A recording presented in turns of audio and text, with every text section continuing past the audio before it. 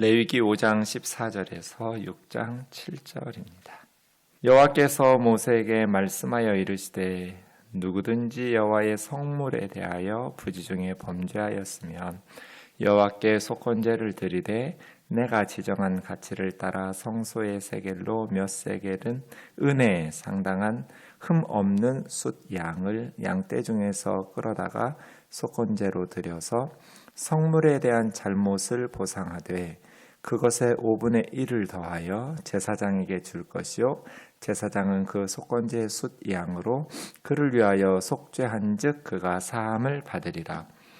만일 누구든지 여호와의 계명 중 하나를 부지 중에 범하여도 허물이라 벌을 당할 것이니 그는 내가 지정한 가치대로 양떼 중 흠없는 숫 양을 속건제물로 제사장에게 가져갈 것이요 제사장은 그가 부지 중에 범죄한 허물을 위하여 속죄한즉 그가 사함을 받으리라.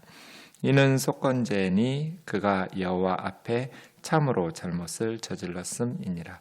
여호와께서 모세에게 말씀하여 이르시되 누구든지 여호와께 신실하지 못하여 범죄하되 곧 이웃이 맡긴 물것이나 전당물을 속이거나 도둑질하거나 착취하고도 사실을 부인하거나 남의 이름 물건을 줍고도 사실을 부인하여 거짓 맹세하는 등 사람이 이 모든 일 중에 하나라도 행하여 범죄하면 너는 죄를 범하였고 죄가 있는 자니 그 훔친 것이나 착취한 것이나 맡은 것이나 잃은 물건을 준 것이나 그 거짓 맹세한 모든 물건을 돌려보내되 곧 그 본래 물건의 5분의 1을 더하여 돌려보낼 것이니 그 죄가 드러나는 날에 그 임자에게 줄 것이요 그는 또 그 속건 제물을 여호와께 가져갈지니 곧 내가 지정한 가치대로 양떼 중 흠없는 숫 양을 속건 제물을 위하여 제사장에게로 끌고 갈 것이요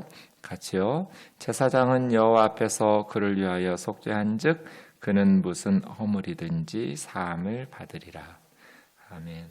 우리 한글 성경은 영어 성경도 같은데 5장 19절 다음에 6장 1절에서 7절로 넘어가죠. 네, 원어 성경에는 히브리어 성경에는 6장 1절에서 7절이 5장 20절, 21절 이런 식으로 해서 5장으로 들어갑니다. 20절에서 26절까지. 그래서 사실은 우리 매일 성경에서 나눈 것이 이 부분이 속건제물이니까요. 5장으로 하는 것이 더 좋을 것 같습니다. 네, 어쨌든 5대 제사, 번제, 소제, 화목제, 속죄제, 속건제 중에 마지막 5번째 속건제에 대한 말씀이 오늘 본문인데요. 속건제, 이 건자가 허물 건자거든요. 허물 건. 그러니까 허물을 속죄하기 위해서, 속하기 위해서 드리는 제사 이런 뜻이잖아요. 허물건. 근데 여러분 죄나 허물이나 무슨 차이가 있어요? 죄는 좀 더 심하고 허물은 좀 더 약한 죄인가? 원문으로 보면 그렇지 않아요. 이 아삼이라고 말하는 속건제는 아삼이라는 단어 자체가 죄란 뜻이에요.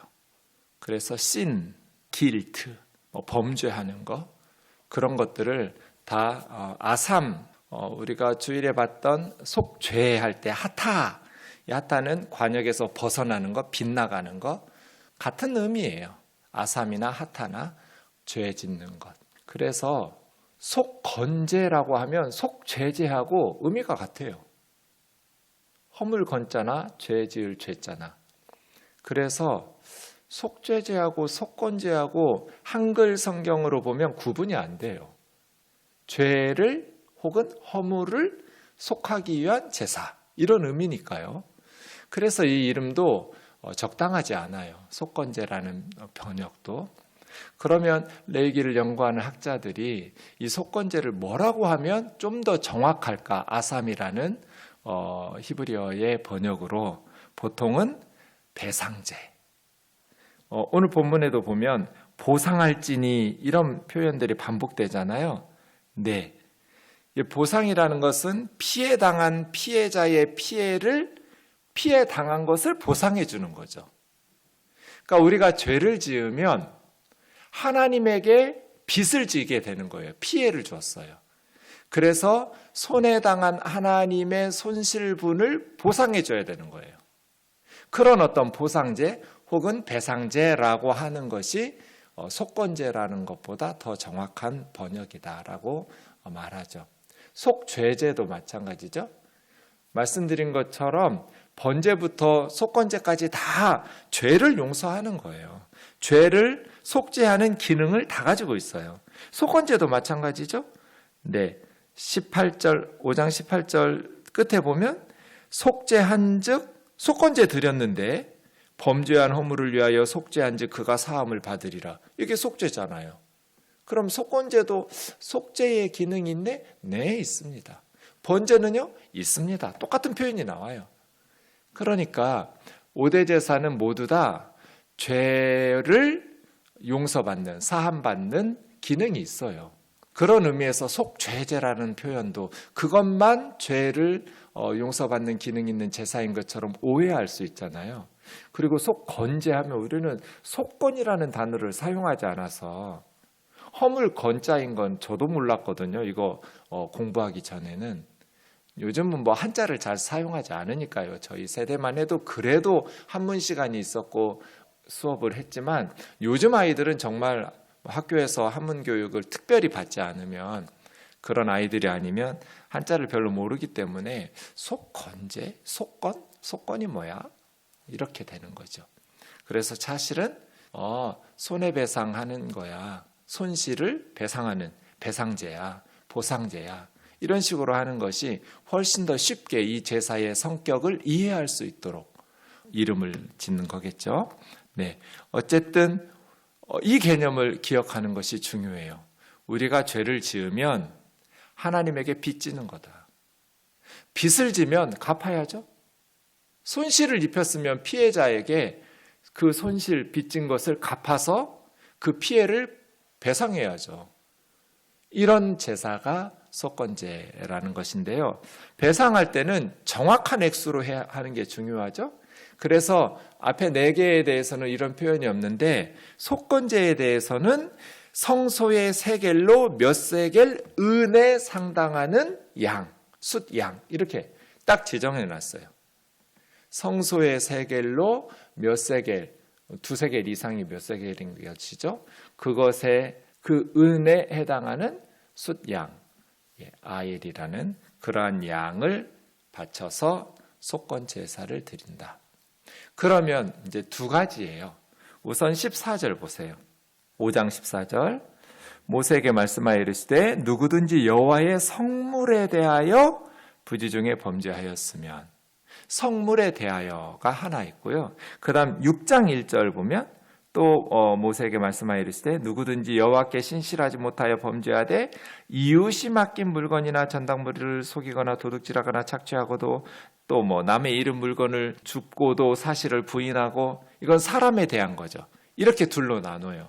하나님의 성물에 대하여 범죄하였을 때와 사람, 이웃에 대해서, 이웃이라고 번역했는데 어쨌든 사람들에 대해서 잘못을 저질렀을 때 이렇게 2가지의 경우 속건제 말씀하시는데요. 먼저 5장 첫 번째부터 보죠. 누구든지 여호와의 성물에 대하여 범죄할 때 이건 뭘까요? 성물은 뭐예요? 거룩한 물건이죠. 뭐가 성물이에요? 이런 거예요. 하나님 앞에 바쳐질 어떤 거룩한 것들 있잖아요. 제사장 몫으로 드려지는 것. 이런 것들을 제사장만 먹을 수 있는 그러한 것들을 일반 평민들이 먹었거나 거룩한 음식을 혹은 하나님 앞에 바쳐진 일반 사람들이 먹어서는 안 될 아니면 또 번제 같은 경우는 제사장도 먹으면 안 되죠. 이런 어떤 동물이거나 이런 것들이 성물이에요. 하나님 앞에 바쳐진 것들. 그리고 11조 같은 것들. 11조 같은 건 하나님 앞에 반드시 바쳐야 될 구약 시대에는 그래요. 왜냐하면 레위 지파 사람들도 땅을 분배받아야 되는데 레위 지파 사람들은 하나님의 영적인 사역에 집중하라고 나머지 지파 사람들에게 더 넓은 토지를 분배하면서 레위 지파에게만 토지 분배를 안 했거든요. 그러면 이제 다른 지파들이 11조를 바쳐서 레위지파 사람들의 생계를 담당하게 하고 11조는 꼭 레위지파 사람들만이 아니라 그 지역의 가난한 사람들, 고아나 과부들, 외국인 노동자들 또 하나님의 성소나 일을 하기 위해서 필요한 경비들을 사용하는데 11조를 드려야 돼요. 그러니까 신약시대는 다르지만 어쨌든 이렇게 하나님 앞에 드려야 될 11조를 드리지 않았거나 이런 게 이제 여호와의 성물에 대하여 범죄한 거예요. 하나님 앞에 드려진 것을 훼손하거나 손실을 입혔거나 아니면 드려야 될 11조나 이러한 것들을 드리지 않아서 범죄하거나 그중에 이제 부지중해라는 표현이 나오는데 비시가가라고 해서 어제 우리 평창 목사님 설명하셨지만 이 비시가가라는 말은 의도적으로 이렇게 악질적이죠. 막 고의로 막 하나님 앞에 이러지 않았다는 거예요. 그래서 비고의적으로 이렇게 번역하는 게 좋아요. 모르고 여기서 몰랐다라는 것이 사실은 내가 무슨 행동을 하는지 모르고 행동하는 사람 별로 없죠. 어린아이나 갓난아이가 아닌 다음에는 내가 무슨 행동을 하는 줄은 알죠. 인식하고 있는데 그것이 하나님의 법에 어긋나는 줄을 모르고 이런 의미로 부지중해 이런 의미도 있고요. 그러면 고의로 짓는 죄는요. 알고 이게 죄인 줄 알았어. 그러면 그 죄는 속죄제도 못 드리고 속건제도 못 드리고 그렇게 드려도 용서 못 받고 그러나요? 우리가 꼭 부지중해 막 비고의적으로만 죄를 짓나요? 남의 물건 훔치는 게 하나님의 법에 어긋나는지 모르고 도둑질해요? 그러면 6장 부분에 다른 사람에게 범죄할 경우 속건제 드리면 말이 안 되잖아요. 어린 아이들조차도 남의 물건 훔치는 것은 하나님의 법에 어긋난다라는 것을 인식하면서도 그런 행동 죄를 지었을 거잖아요. 그런데 속건제 드리면 허물을 사함 받는다고 말씀하시잖아요. 그래서 여기서 부지중해라는 단어가 비시가가라는 말이 직역하자면 비고의적으로 이런 의도성 없이 이런 의미인데 사실은 인간이 연약하기 때문에 알면서도 죄라는 것을 알면서도 지은 죄 그것을 포함해요. 그러니까 행동을 하면서 이것이 죄인 줄 모르고 지은 건 말할 것도 없고요.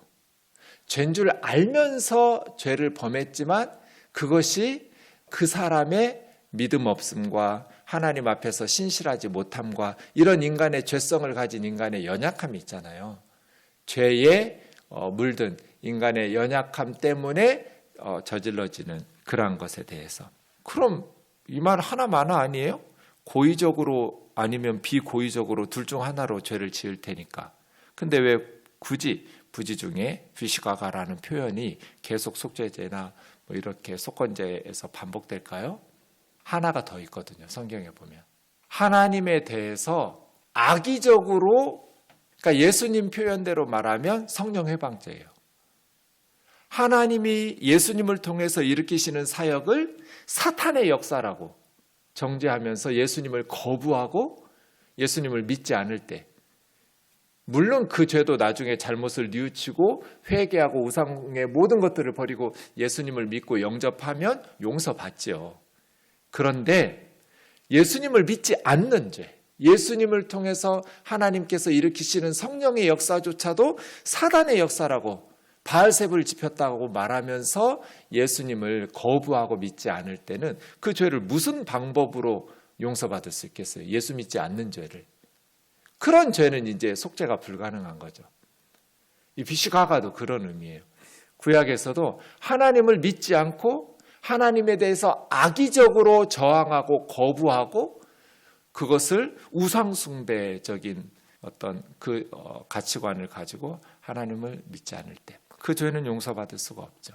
물론 그렇게 했었던 사람이 나중에 자신의 어리석음을 깨닫고 하나님 앞에서 그 모든 것을 진심으로 뉘우치고 회개한다면 그 죄는 그 사람은 구원받을 수 있겠죠. 어쨌든 이 비시가가라는 말은 부지중해라는 말은 그런 의미예요. 그래서 세 가지 정도로 구분해요. 레위기 학자들이. 비고의적으로 모르고 진짜 그 행동이 율법의 위반인지 모르고 죄를 지었을 때 당연히 속죄제와 모르고 했어도 속죄제와 속건제 드려야 돼요. 그 다음 죄라는 걸 알면서도 고의적으로 죄를 지었을 때 그것도 속죄제와 속건제 드리면 돼요. 그런데 악의적으로 하나님에 대하여 믿지 않고 거부하고 대적하고, 그럼 이제 하나님의 징계, 뭐 땅이 갈라진다든지 하늘에서 불이 내려온다든지 이런 심판을 받죠. 이렇게 나누어져서 할 때 이 비시가가를 이해하면 좋을 것 같아요. 그렇게 하나님의 성물에 대하여 범죄했을 때는 어떻게 하냐면 두 가지 하는 거거든요. 배상은. 첫 번째는 그 성물 피해에 대한 것들을 보상해야 돼요. 그게 16절이에요. 성물에 대한 잘못을 보상하되 5분의 1을 더하여 제사장에게. 예컨대 양 2마리 성물을 내가 먹었어요. 도둑질하거나 먹어서는 안 될 걸 먹거나, 그러면 양 2마리 값을 다시 제사장에게 돌려주면서 5분의 1을 더해서 돌려줘야 돼요. 성소 세겔로 은으로 값 계산해가지고. 예컨대 양 한 마리가 50만 원이었어요. 2마리면 100만 원이겠죠? 100만 원을 돌려주는데 100만 원어치 손실 입혔다고 100만 원 돌려주는 것이 아니라 5분의 1, 20%를 더해서 120만 원을 제사장에게 돌려줘야 돼요. 이게 첫 번째. 이렇게 피해 보상하고, 두 번째는 속건 제사를 드려야 돼요. 피해 보상제를. 그래서 숫양 한 마리를 끌어다가 속건 제물로 드리는, 이게 속건제예요. 그럼 이제 여호와의 성물에 대해서는 그렇게 하고, 다른 사람에게 피해를 입힌 거는 어떻게 할까요? 여기도 두 가지예요. 그 피해자에게 배상해야 돼요. 그러니까 5분의 1을 더해서 120%를 피해자의 손실액을 배상하고, 그 다음에 하나님 앞에는 속건 제사를 드리고, 성물은 제사장에게 5분의 1을 더해서 피해 보상하면서 속건제 드리고, 다른 사람에게, 이웃에게 피해를 입힌 것은 그 피해를 당한 이웃에게 120%로 돌려주고 피해 보상하면서 여호와 앞에서 속건제사를 드리고, 이게 속건제사예요. 이렇게 보면 성경은 하나님의 뜻은 분명해요. 우리 밀양이라는 영화 있었잖아요. 밀양이라는 영화를 보면 전도연 씨가 연기했던 그 엄마, 아들을 유괴해서 살해했어요. 범죄자가. 그리고 체포돼서 감옥에서, 거기서 이제 예수님 믿고 그 엄마를 만났는데 하나님이 내 죄를 다 용서해 주었다고. 아니, 피해를 당한 엄마는 지금 하루하루를 지옥에서 살고 있는데, 아들을 잃고. 감옥에서 죄 지은 놈은 마음 편하게 행복하게 천국을 누리면서 살고 있었네요. 예수님이 자기 죄 용서해 주었다고? 이게 밀양이라는 영화에서 제기하는 문제제기잖아요. 이게 옳아요? 옳지 않죠. 속건제로 보아도. 뭘 해야 되는 거예요? 피해를 당한 사람에게 먼저 배상해야 돼요. 예수님의 기도 중에 너희가 여호와 앞에 예물을 드리다가 누군가가 너희에게 원망할 만한 사람이 생각나거든. 예배 스탑. 그리고 먼저 가서 너를 원망할 그 피해를 당한 사람에게 사과하고 화해하고 용서를 구하고 피해를 보상하고, 그리고 와서 하나님 앞에 예배를 드려라. 이게 예수님의 가르침이잖아요. 왜 교회 다니는 사람들이 예수님 말씀대로 안 해요? 왜 성경대로 안 믿고 지 맘대로 믿냔 말이에요. 종교개혁의 솔라, 오직이라는 게 세 가지가 있죠. 오직 은혜, 오직 믿음, 오직 성경. 이 중에서 오직 은혜, 이 오직 은혜라는 것이 인간적으로 해야 될 것들을 무시하는 거예요. 그냥 은혜로 용서받으니까 하나님 앞에만 용서받고 예수님만 믿으면 되는 거예요. 오직 믿음이? 언제 성경에서 그렇게 가르쳤어요? 나 때문에 피해를 당한 사람은 지금 피눈물을 쏟고 잠을 못 자고 괴로워하면서 아파 울고 있는데, 나는 예수님이 십자가에서 내 죄를 위해서 죽으셨으니까 나는 편안하게 할렐루야예요? 어떻게 그럴 수가 있어요? 속건제, 아삼 속건제가 뭐예요? 피해를 당한 사람들의 마음을, 죄를 다시 돌이킬 수는 없지만, 시간을 거꾸로 돌릴 수는 없지만, 피해를 당한 사람들의 회복을 위해서, 그들의 삶의 위로를 위해서 내가 가해자로서 최선을 다해야 하잖아요. 그리고 와서 하나님 앞에 속건제사 또 드리는 거죠. 구약식으로 하면 좋겠다는 생각을 저 너무 많이 해요. 말로 때우니까, 회개기도로 끝내버리니까 너무나 쉽게 죄를 짓고, 그러다 보니 안 믿는 사람들이 예수 믿는 사람들에게 실망해서 전도에 걸림돌이 돼요. 예수 믿는 사람들이 누군가에게 내가 죄를 지어서 피해를 주었으면 세상 사람들보다 더 가슴 아파하면서 그 사람의 삶의 회복을 위해서 노력해야 되는 거 아니에요? 나만 용서받으니 이런 이기적인 은혜가 어디가 있어요? 언제 예수님께서 이렇게 살라고 우리에게 십자가에 못 박혀 죽으신 건 아니잖아요. 그렇게 우리가 살아버리면 우리는 구원받을지 모르겠으나 믿지 않는 세상 사람들이 예수 믿으려고 하는 일에 걸림돌이 돼버려요. 예수 믿는 사람들의 삶의 모습을 보면서 감동을 받고 괜찮아, 그렇게 자책하지 마, 이제 그만 용서하세요, 그만 비세요, 충분해요, 이렇게 말할 수 있도록 나 때문에 피해를 입은 사람들에 대한 안타깝고 속죄하는 그리스도의 마음을 가져야 되는 거 아니에요? 그래야 그 사람들도 예수님을 믿고 싶을 거겠죠. 속건제. 죄는 피해를 하나님과 사람에게 입히죠. 성물에 대해서는 하나님께, 이웃에 대해서는 하나님과 사람에게. 그럼 어떻게 해요? 두 가지 하는 거예요. 하나님께 속건제 드리고 끝이 아니고 성물에 대해서는 제사장에게 120%를, 사람에 대해서는 그 피해를 당한 사람에게 120%를 갚아야 돼요.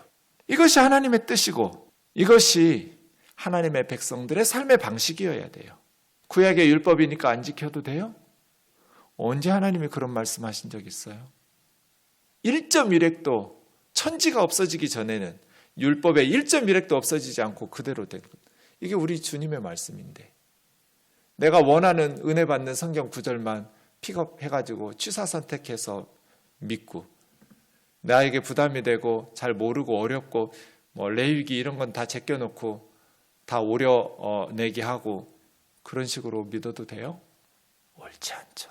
성소의 세겔은 일반 세겔이 아니라 성전에서 성소에서 사용하는, 일반 시장에서 11g 내지 11.5g 정도, 그때 좀 다른데 왔다 갔다 했나 봐요.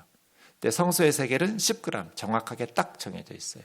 그 정도 이상의 은으로, 이 g인데요, 세겔은 그 은의 가치를 넘어서는 숫양으로, 그 말이에요. 값싼 거 말고 성소의 세겔로 몇 세겔, 2세겔 이상은 되는 은으로 그 가치에 해당하는 숫양으로 속건제사 드리라, 그 말이에요. 그 다음 6장 보시면 사람들에게 하는데 2절에 이웃이라는 것이 사실은 옆집 사람만이 아니라 아미트라는 말은 아는 사람이에요.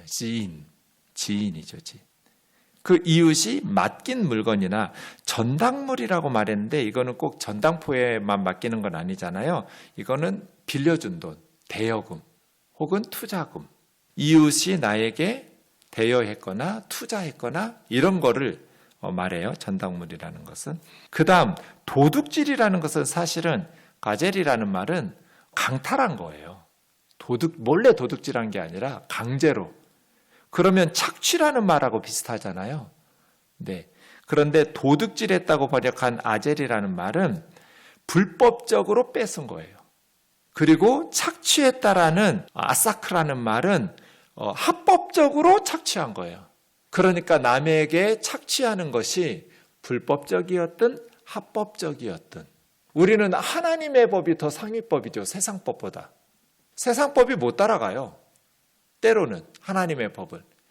그러면 그리스도인들은 어느 법을 따라야 돼요? 세상의 법으로 죄가 아니니까 죄 지어도 괜찮아요? 성경의 법, 하나님의 법은 죄라고 말하는데 차별금지법이 어떻게 제정되든지 우리는 세상의 법도 존중해야 하지만 하나님의 법을 더 존중해야 되는 거 아니냐고요. 그런 의미에서 합법적이든지 불법적이든지 강탈을 했으면 그런 뜻이고요. 그것을 부인하고 또 3절 남의 잃은 물건을 주었는데 내가 주운 거 아니야, 내 거야 라고 거짓 맹세하는 사람들은 범죄하면, 이 3절에도 그렇고 범죄하면 이렇게 되어 있는데 범죄한 후에 죄를 깨달으면이에요. 원문에 보면 그 앞에 5장 17절도 마찬가지예요. 부지 중에 범죄하여도, 이 말은 범죄한 후 알지 못하다가 죄를 깨달으면, 속죄제도 마찬가지지만 죄를 깨달아야 제사를 하나님 앞에 드릴 수 있겠죠. 그 잃은 물건의 5분의 1을 더하여, 그러니까 120%를 그 피해자에게 돌려주고 그 다음에 속건제물을 하나님 앞에 숫양으로 드리면 되는 거예요. 이 원칙을 잊어버리지 마세요. 그리스도인들이 나 때문에 피해를 당한 사람들을 내 자식이 귀하고 내 가정이 귀하면 남의 자식도 귀하고 그 가정도 귀하고 그들의 삶도 귀하잖아요. 어떻게 이기적으로 나와 내 자식만, 우리 집만 평안하면 돼요? 그런 고약한 심보를 가진 사람을 어떻게 하나님께서 복을 주시겠어요? 기도하겠습니다. 사랑하는 주님, 속건제. 죄는 하나님과 이웃에게 피해를 줍니다. 피해를 어떻게 해결할 것인가? 그 죄를 어떻게 하나님 앞에서 용서받을 수 있을 것인가? 하나님에게 진 빚을 갚기 위하여 속건제사를 드리고 이웃이나 성물에게 피해를 입힌 것을 갚기 위하여 120%로 그 피해자와 혹은 제사장에게 갚아야 된다고 말씀하십니다. 우리의 죄가 하나님과 누군가에게 삶을 망가뜨리고 그들을 슬프게 하고 아프게 한다는 것을 기억하게 하시어 내 삶이 소중한 만큼 다른 이들의 삶도 소중히 여기며 살게 하여 주옵소서. 우리를 통해서 믿지 않는 사람들이 나도 저 사람처럼 예수님 믿고 싶구나 라는 생각이 들 수 있도록 바르게 말씀대로 순종하며 살아가는 우면동 교우들이 되게 하여 주옵소서. 예수님의 거룩하신 이름으로 기도하옵나이다. 아멘.